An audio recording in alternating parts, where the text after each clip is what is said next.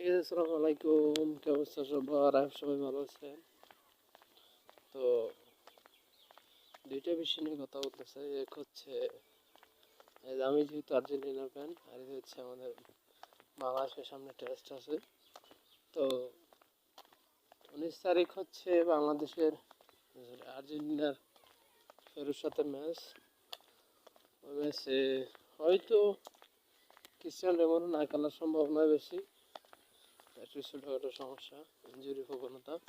এটা হচ্ছে বাংলাদেশ টেস্ট, যেহেতু সালাউদ্দিন স্যার কোচিং পেশায় নিয়োজিত হয়েছে।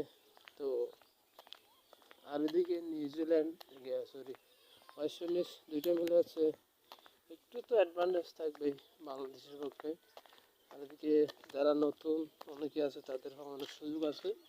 তো ভালো কিছু জবাব দিবে, সেটার প্রত্যাশা করে আর কি। টেস্ট কি আসলে এটাই প্রমাণের সুযোগ, যারা নতুন সুযোগ পাচ্ছে। জাকির কি বলে যে বা যারা আছে, জাকির হাসান, জাকির আলী, বা যারা নতুন সুযোগ পাবে, তারা সুযোগটা কাজে লাগাইতে এসে বাংলাদেশের বেস্ট অফ লাক।